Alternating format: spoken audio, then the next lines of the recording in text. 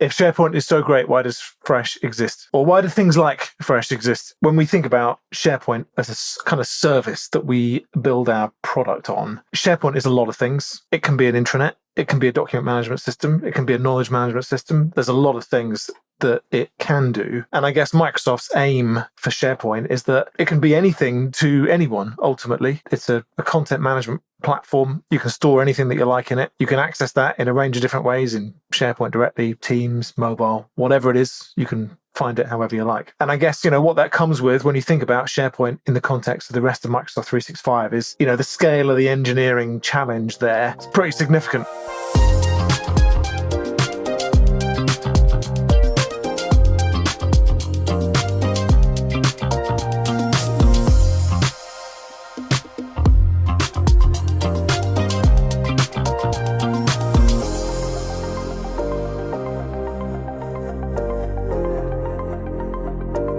And we've got a new friend with us today. Hi, Maddie. Yes.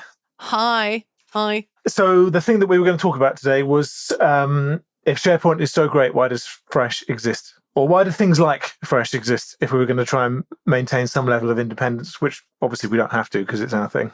When we think about SharePoint as a kind of service that we build our product on, SharePoint is a lot of things. It can be an intranet. It can be a document management system. It can be a knowledge management system. There's a lot of things that it can do. And I guess Microsoft's aim for SharePoint is that it can be anything to anyone, ultimately. It's a content management platform. You can store anything that you like in it. You can access that in a range of different ways in SharePoint directly, Teams, mobile, whatever it is, you can find it however you like. And I guess, what that comes with when you think about SharePoint in the context of the rest of Microsoft 365 is, the scale of the engineering challenge there, pretty significant, right? There's a lot going on there, a lot of services to integrate with, a lot of security, a lot of accessibility, a lot of things to think about, and really only so much time. Jarbas, do you think that's the reason that SharePoint isn't an intranet product, or do you think there are other things going on there? I don't think it's a good point. I don't think that, by default, SharePoint is an intranet. We discussed that kind of the previous episode. As we also discussed, it requires a lot of configuration for you to make that become an intranet. Right? But by default, you have a set of different functionalities that are not playing together to give you the internet experience. So then it requires then the configuration, the setup, or maybe a third-party solution that then can help you achieve that, and make SharePoint an intranet. It's a kind of foundational service, right? So it gives you the baseline, isn't it? So it gives you, as we also discussed now, so in terms of content authoring, creating the content, presenting that content. It provides things also the metadata that you can use then to target that content to your audience. So you have all of that. And it also goes beyond, if we look then here, not just at internet communication, you have also the aspects of document management that's built in SharePoint, or that's part of SharePoint. So you have all of that already there, and it's made more adding something that will bring all of that together, providing a seamless experience for the end users to use. And, I guess we hear quite a lot that Microsoft are democratizing IT for all users. And I think, it's important to keep in mind that their focus is on making things easier for end users to accomplish. That's not necessarily bypassing people that are kind of intranet managers or trying to manage an intranet solution, but it isn't necessarily aimed at that role, right? It's something that's democratized for everybody. And Maddie, you're the head of product ops at Fresh. It's your responsibility to make sure that, people like Jarbas and I are kept in line. It's not easy. I try. I guess the key point about your role is to make sure that, when we are planning, building, thinking about things that we're going to add into Fresh, that, you're thinking about that foundational layer in SharePoint. Tell us a bit about, your role, what you do, and the role that you play in the team. I would say over the years that my role has changed a lot. But at the moment, my role is definitely being sort of between you guys who are looking at the market, talking to our clients and all of that. And you're coming up with great ideas, but then trying to figure out how my team actually can build those things. So obviously have a great team that I work with, product managers, owners, developers. And we obviously look at what's then possible in terms of how we can tie that functionality into Microsoft as the foundational layer, not only things like permissions or where things sit in Azure or term store, all of those things that we don't want to talk about because it's technical and boring. But we have to think about those things and how we can make those things easy for the end user in the end. Yeah. So we have this sort of grid of things that we have to do a tick box for each. Have we considered accessibility for our features, for example, which is super important? Have we figured out the UI? How is it going to seamlessly work with both the rest of the Fresh features, but also within the Microsoft space, so it doesn't stand out like a sore thumb? We really wanted to sort of integrate and look good together with everything else. Yeah. And then there's a whole other long list of things that we think about to make sure that the end user's experience, whether it's the intranet owner or the actual employee accessing the intranet and accessing these features, that it works for them. That's the most important thing for us in the end. Yeah. And then it behaves nicely on the Microsoft service of SharePoint, right? Yeah, absolutely. And not just within the browser, but thinking about mobile, Viva connections, like all of these things and how it all ties together. Yeah. That's, within the Microsoft ecosystem, which is a good foundation. But, how do we bridge that gap, as I think you've talked about before? How do we bridge that gap? How do we make it better? And fulfill the need of those wishes that our clients have. So we've got that kind of foundational layer in SharePoint of sites, permissions, security, architecture, and we've created this additional set of features and functionality, I guess kind of like level 1 features and functionality for display, content aggregation, UI, as well as defining the edges of the intranet in SharePoint. Because, I think when you think about SharePoint as a product, a service that you're running a workload like intranet in, understanding where that begins and ends is really important, right? What sites, what content, what information is it's kind of makes up the functionality in the intranet. There's probably a whole other episode to talk about those things. So, that kind of level 1 functionality of the UI, the kind of bringing together the SharePoint bits and pieces. And then we've got this kind of level 2 set of features and functionality. Jarbas, I'm thinking about things like editorial calendar. What other things have we got in the box that would kind of be at that level? Oh, we have many options. I think 3 options that I like a lot, like the functionalities in the product that I really like. The editorial calendar is definitely one of them. Really adds value, like for people managing the content publishing on the internet. Then I think the search capabilities and the way how it has evolved is really strong. And of course, the AI part, it's a current topic and it's very heavily present in Microsoft 365 with Copilot, for example. So it's definitely something our clients expect. And we definitely also have clients coming to us sometimes and they want to see the AI features we have in the product, or it's kind of part of their list of priorities of functionalities that they want to see in their intranet. So those are kind of 3 main areas. Let's dig into the features are important. It's good to understand what the features do. And Jarbas, perhaps you could tell us a little bit about what editorial calendar does. But I guess the thing that I'm most interested in for this conversation today is why we built it. Right. What was the problem that we were trying to fix? Talk to us a little bit about how we came up with editorial calendar. Before we get there, I think when we are looking at building a solution, like an internet solution in Microsoft 365, so there are gaps that you want to close, right? So there are functionalities that Microsoft bring, and maybe they are not 100% in point of view, like from the point of view of clients. Now, one example here, if you think of the announcements in Viva Connections.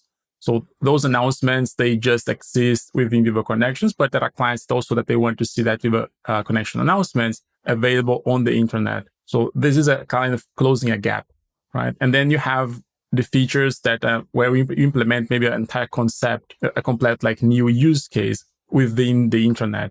And that's, for example, the editorial calendar. And now kind of getting back to this. So editorial calendar is a functionality that's familiar in the concept of intranet. We were often, of course, talking to our clients. And one of the discussions I had beginning of the year, or was last year now, I can't remember like in detail. I was interviewing a client. It was at one of our events, the Fresh Perspectives event. And I was asking them, like, how do you manage your content publication? So what is the process, right? So we got like a discussion.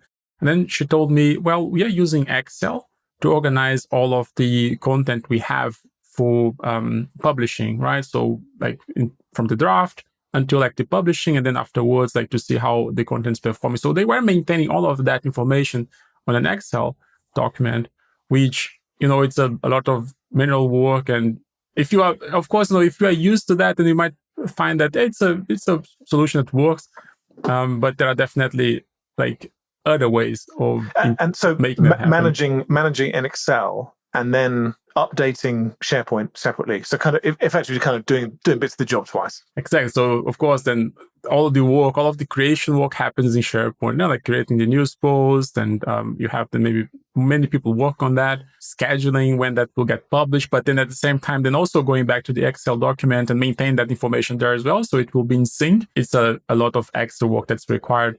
And we took that as a motivation point, like a challenge, something that needs an improvement. And we start investigating options. How can that be implemented in a way that will be more beneficial for the end user? And we came up with the idea of the editorial calendar, but based on like some investigation we did on the market. The way how that works is quite nice. So we, first of all, we do a discovery work. We look at the options, what are functionalities that clients would benefit from. When we had like all of that information, we create the concept that we then presented to a series of clients, including this one person I talked to and a few other people as well. And that helps us really like validate, are we going in the right direction? Are we building something here that really makes sense for the clients? Is that something that they can see them using? The feedback was amazing. We really got like very positive feedback in all of discussions we had. Some ideas like for improvements, and of course we ended up. And just on those ideas for improvement, Maddie, is that requirements gathering? Is that your team kind of processing a massive Excel spreadsheet of requirements that we've gathered from a customer? Is there a danger that you're just kind of building everything that everybody wants? Talk to us a bit about that. How that kind of distillation works. After all of the client voice and backwards and forwards in that design process, then what we tend to do is decide on what the MVP is, because it's important to sort of get something out there so we can design and build something that will work and be good. But then we make sure that we capture all of those additional requirements. And then it becomes its own feature roadmap to make sure that we then listen to feedback. So once it's out there in the space and people are starting to use it, what was the feedback and the things that we didn't do and that we might still want to do, but there's going to be things that we don't want to do or that actually wasn't a good idea, or presumably that we can't do because we're in all things the that we can't do. I mean, there's a lot of things actually that we end up with because of the Microsoft Foundation. There is actually a limitation sometimes to what we can and cannot do. So there's editorial calendar especially, which is one of my favorite features as well, since we launched it just a short while ago this year. I'm using it myself now to schedule things when I'm working in one of our portals that we're using it for. So that is brilliant. But yeah, we're definitely looking at trying to build what makes sense and what can be used. And that creates a lot of value, but maybe not all of the bells and whistles, because as it goes out there and as our clients start using it, that's when we're going to get the actual valuable, more feedback and for things that we can put into it in the future. The challenge for me often when we're out having conversations with customers about how they're using it is that you're talking about something in theory at that stage, and the theory of of an idea is very different from the kind of practical Definitely. reality, right? When someone's got their hands on it and they're using it and they're clicking through it, the things that they thought they wanted suddenly become less important, and other things start to become a much higher priority. So that that process has been important for me, particularly for being influenced by how people feel about it, their reactions, the things that they want it to do, rather than the exact articulated requirement that we get in those conversations. Yeah, and I would say that also if we think about how you guys come with requirements to us, I mean, you have this grand idea of things, and you and me, David, over the years, you've had all sorts of ideas, and here's what we want to do, and we're like, okay, that's going to take 6 months to build. So it's like bringing it down to a level where I'm like, okay, let's build this thing and see if it works, and if it doesn't work, and not be afraid of later on actually deprecating things if it doesn't work. And it's like listening both to the market, as you guys do a lot, and we do as well. thinking about what makes sense, and then realizing what we continue on building on and where the successes are and where they're not, but where the need is still. Well, and just going back to something that you said, which I think is an important point there about the MVP, and in this context, my war on acronyms, minimum viable product rather than most valuable professional, as we talked about a couple of episodes ago. Yes. True. The minimum viable product. I'm not a big fan of this expression. I like optimum lovable product, right? Enough impact, enough wow factor, but something that isn't going to take months to deliver, right? A kind of cake slice of functionality going over to customers, because what we really want is feedback, reactions, thoughts. Yeah. Getting things in front of people that are going to be using them on a day-to-day basis has been really important for us. I think to this, before even we go there, so before we implement the functionality, then we have all of this validation process that happens, which is like the client voice workshop, where we're interviewing clients, validating our ideas with them. Even before that, we have all the discovery work that happens, and this really helps, let's say, kill the bad ideas, remove them really from the roadmap before we even enter the process. Yes, enter the process of implementation. One of the things, considering how much we've done this over the years, and especially with these ideas, it is also funny how you sometimes take an idea, present it, and then it's like, maybe, you get sort of in terms of the value of it, and then. But we keep it on a shelf, right? I never let go of anything. So I have my little shelf of things that we decided to not do. It was all of a sudden, you're very important, then not important. But then like a year or two later, and then you bring it back to life. And then obviously, because the product itself has evolved, the views of other things have evolved, and then you bring it into the product. And then you're like, oh, wow, that turned out so much better than if we would have built it 2 years ago. That's the that is Maddie's another shelf thing of David's half-considered ideas, is it? Yes, exactly. You're bit of the moment, sort of, we should do this. And we're like, maybe not the highest priority now. But then when you bring it back, and because I would say both us as a team, Microsoft as the foundation, the Fresh as a product, everything evolves. So you just when you find those right times to then bring this thing to life, that is what brings me pure joy. Pure joy. It's nice to see kind of things that we were kind of considering 12, 18 months ago, making their way into a product in a slightly different way as well. Exactly. I think that kind of recycling old ideas is we've found a lot of value in that. Absolutely. We've got off on a tangent. Editorial calendar, Jarbas, we're kind of aware that there are lots of other things that we could do to this. What do you think the future is for editorial calendar? I'm not sure if I explained that properly before. So the idea here was, of course, to bring,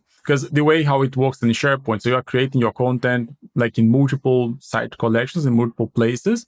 Maybe you might be using Viva Amplify, which is a very good option also to work on a campaign, creating multiple articles related to that campaign. And the editorial calendar brings all of this content into one overview, a calendar view that people then managing the publishing of the content creation can then use to visualize that in this one central place. There are a lot of different options for narrowing down the right data you want to see. So it's a really very visual element that really helps people organize their content, and also shows different stages that the content has, then from draft mode to approval, and then of course scheduled and published. Really an awesome feature. Now, when it comes to looking in the future here, the things that we want to bring there, AI again here, so is one element that can become part of the editorial calendar. We are looking here at adding a piece of functionality that would help people understand what is the best time in the day or in the week to publish a specific piece of content about a specific topic. So that AI would then come up with the suggestion for that. Another element that we learned during the discovery work was being able to block a day. So let's say you have an important CEO announcement, a new company was acquired, or there are some other important announcement that should be made on that specific day, or maybe on a specific slot, so that you can block that, so that anyone else will be able to publish something on that time, and that would give you more control of the things that go out, so you can then gain more attention of your employees when you're publishing something that's really of importance. Let's segue then onto the AI features in Fresh. Now, I think we into last year, we spent a lot of time talking about AI in the beginning, from the point that generative AI was becoming a kind of concept that was clearly taken off. A lot of marketing, a lot of noise about it. We were sort of faced with some options, knowing that Microsoft had bought into OpenAI, and we were expecting there to be a product announcement from Microsoft, which became Copilot. We were anticipating that there would be something being launched from Microsoft. So we were sort of hedging our bets a bit in the beginning of what was going to be useful for us to put into Fresh. And, probably the easiest thing for us to do at the time would have been to have launched a chatbot, right? And done some integration. I wasn't 100% sure about doing that.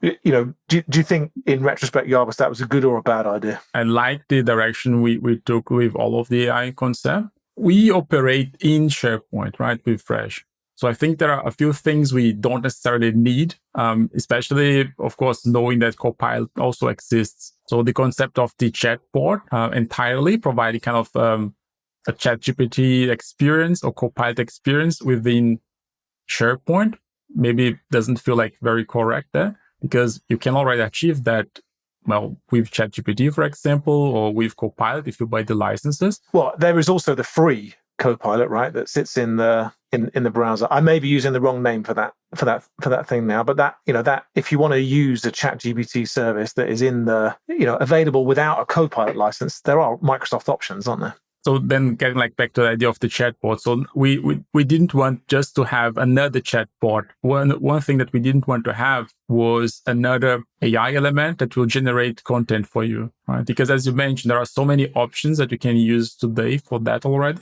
going here like from ChatGPT. And of course, if you have Copilot in Word, for example, then you could also benefit that within your tenant, so that you have kind of the commercial data protection as well. So all of that exists already.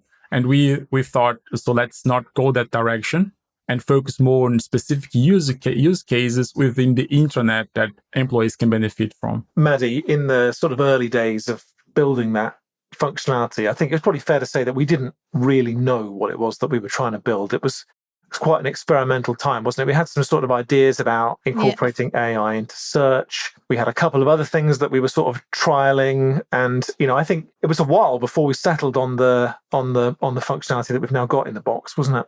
Yeah, it's gradually been growing over time. I think we started with a proof of concept about this concept of an editorial assistant. So if we were really focusing on that intranet content creator scenario and how we could help with that, especially as we talked about before with content types and tagging of content and things like that is boring. Like, how can we make that? It's still important within the intranet context, because that's how your users. It's a struggle. But it's a struggle. I mean, it's just those extra things to remember and to do. And as we were actually talking to some of the clients, I mean, that, and we were starting to bring up this concept, then obviously, like, as some of the intranet sort of owners were saying, is that I have 20 to 50 people that manages content on the intranet, and it's really hard for me to know if, because they're managing things on their area, I don't know if they've tagged it properly or things like that. It helped after we'd started to create some governance features and things like that. But then they were like, okay, so together with that, MBA, for them to be able to quickly tag or get help with this, that is going to increase productivity and actually then get them to do these things that I'm trying to get them to do. So yeah, the early proof of concept that then we actually scrapped and we rebuilt later on. That's worth saying as well. That happens. But there was a lot of learning going on, I think, for everyone as soon as, I mean, it was even the Azure OpenAI was even available. So it's like that there was a lot of learning for the team and for the clients, and starting to understand what it might be and what they it want. can do. Like, and what they want, because it is sort of a slow, gradual way of adopting AI. Obviously, a lot of people are still not adopted it, right? It is still sort of a scary thing. I don't know if you've talked about that in a previous episode or anything, but not yet, but you might later on. But it's like for some people, it's still a scary. And obviously, like, we have a range of different ages of people that work with SharePoint, right? And there is going to be adoption things here and there. But I think just over time, thinking about the value we can bring in some of these features. I don't know if you can, I'll just give an example. Instead of searching for a person, like knowing the name of a person or knowing the job title of a person. So you're using like the search functionality to find a person. Now with the AI in Fresh, you can ask it, who can I talk to about a certain topic? And then the AI will return that. So that's a useful use case that is sort of easy to explain and that fits within the parameters of an intranet and for people trying to find a person. I think what was different for me about the AI features in Fresh is that it wasn't being generated from a kind of clear-cut customer requirement, like editorial calendar, where, customers were managing things in Excel or in notebooks or not at all. The role of editorial calendar was fairly clear, whereas AI was rapidly evolving as a space anyway. The technology changing, as you said, the Azure services were still being lit up as we were building this thing. We were evolving our technical knowledge and our kind of, customers were evolving their needs around AI. So this was, very much was an evolution. Still build things in now in the release that's coming out in a few weeks. So, I mean, it's for every release, there's something new is coming into this space.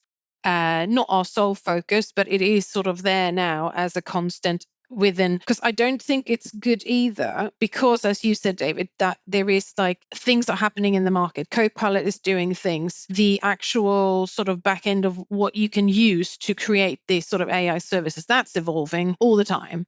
So to like focus everything we do, like drop everything else and focus just on AI won't work either, because then we're being like, I don't think we would do things in the right order. So we've got some great things that have sort of been dropping for every release when it comes to AI. And I think that will sort of continue slowly and have it's sort of have its own roadmap. And it has also its own name, isn't it? We call like all of the AI capabilities within Fresh, we call that FreshMind. So that really helps us like with the discussion with the clients, because it's not kind of the editorial calendar, right? So it's this one component, you go there and you can use it. The AI capabilities that distributed across multiple different functionalities in the product. We talked about the editorial calendar that can have also its own AI element, but we have that with people. We have that, finding also information in documents, updating metadata and so on. So it's available across multiple places. And then we gave that a name, which helps us then like explain and also like go to market with this functionality. Yeah, I quite like that what you just said, like it's an integrated feature that you can obviously turn on, turn off. It's up to every client to decide if they want it or not.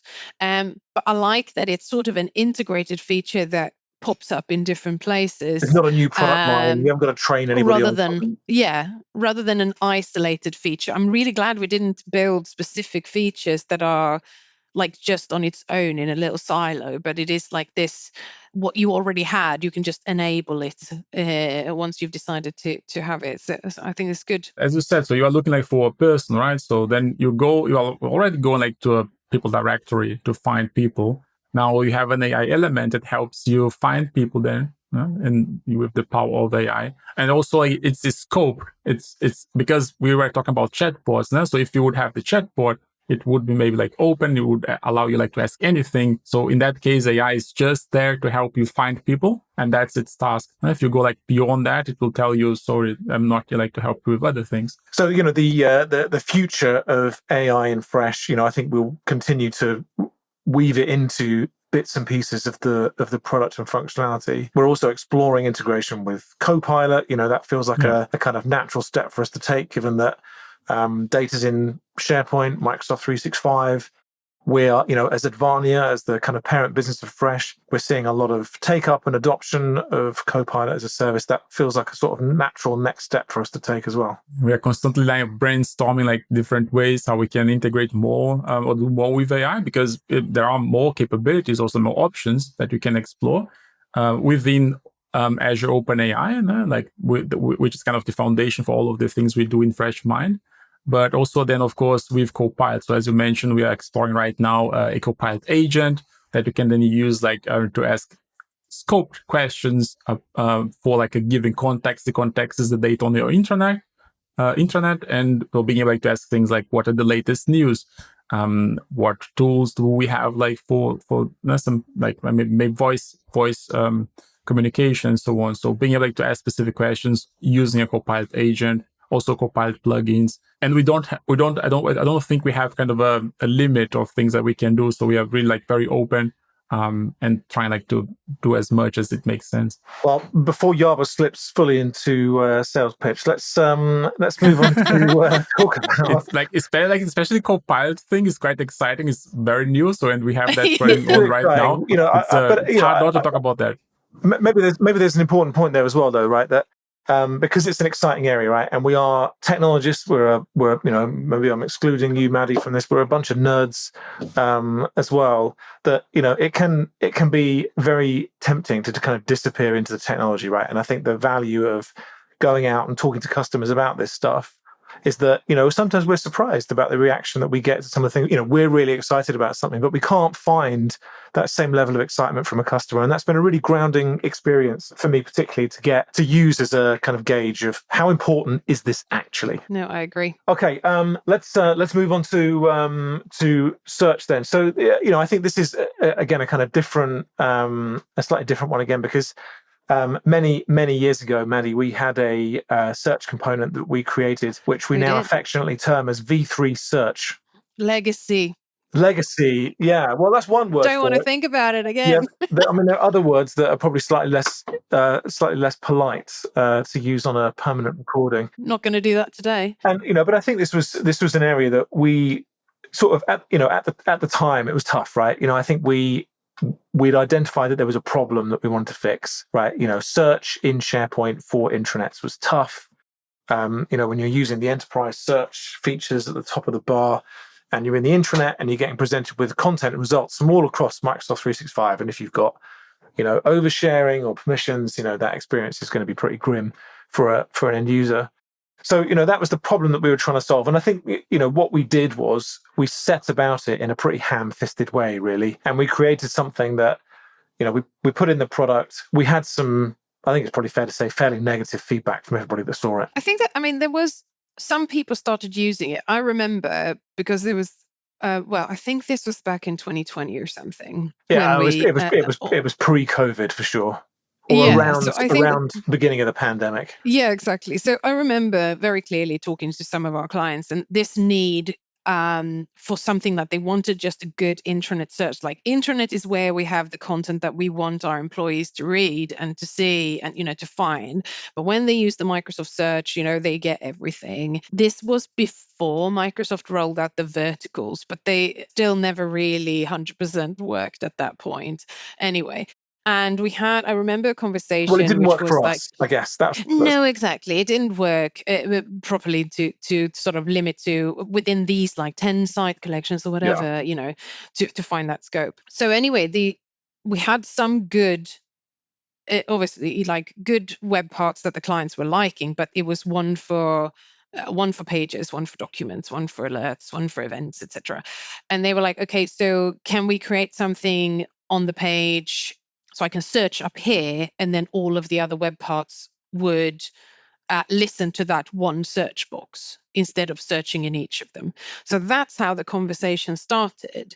And then we sort of took that a bit too literal and sort of ended up building this specific, new web parts, new type of search page, but it was, but then we did so that it sort of override of the Microsoft when you searched in our sites.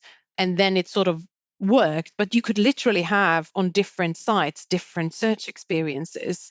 And it was highly configurable. So they could configure a bit too much. We allowed it to become a dog's dinner. A little bit too much like that. I think there were some clients absolutely that used it. And I think that there might still be some that are using it. But it was very quickly that we realized that this was becoming sort of a no. Yeah, and I think it was recognizing that we'd maybe rushed a feature out because it felt like a good idea at the time, and then retreating from that position, which was tough. And I think when we pulled back on the feature, I think what was obvious to us was that there was still a problem there. There was still demand for something. But, we took a bit of time, didn't we? I mean, it was probably a year before we tried more. again. It was more. So it was one of those where we did it and we didn't evolve it because we realized it wasn't the best solution we could have created. And then we sort of, after that, it wasn't really deployed to new clients or things like that. We sort of kept it to the side. And then Microsoft threw out the verticals and stuff. So we were like, oh, use that instead. Yeah. But then this requirement just kept on coming, and we kept saying, no, use Microsoft, do this, here's how Microsoft does it. But the requirement just kept on coming, and that it wasn't a good experience. We want more from it. Yeah. But then we took our time to design it. And again, like Jarbas was saying before, with the customer voice, and actually as we started on doing more of that, those actually planned sessions and talking to several clients to get the valuable feedback, then we were able to show mock-ups, get feedback, and then it was a year and a half ago where we released that first version of our new search experience, and this is and love it with a number of updates to it since as well. It has a kind of keeps going life cycle of its own now. Same. Yeah, absolutely. What I like got its own roadmap. What I like about this story here is that we launched something, we identified that at some point based on feedback and analytics that it's not working or like not being useful for clients. Yeah. And we didn't stop there, right? So we could have just continued pushing new features and like trying to impress people with other functionalities. But instead, then we moved forward, like looked at like what can we improve? And then we build accordingly and deliver like the new search experience that is definitely a much better experience than what it was before. Yeah, and look, I think that the kind of common theme between all of those things has been additional value on top of SharePoint, right? Clear, no competition with existing things that are in Microsoft 365, supportive of the vision and strategy for digital employee experience of Microsoft 365, and mostly influenced by customers, but also responding to trends like AI was something that shouldn't have been ignored.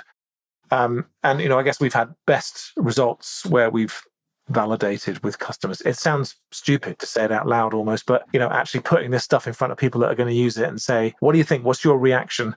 Do you like it? Would you use it? Are you excited about it? What's missing? Kind of pretty simple, but very useful insights. Yeah, but also like taking the time now, like to validate your ideas, not just rushing into implementation. I think that's crucial, like for success and product development. Okay, let's leave it there for today. Thank you, Maddie, for coming and joining us and sharing your insights. No worries. Cheers, Jarbas. Thanks, David. Thanks, Maddie. Cheers.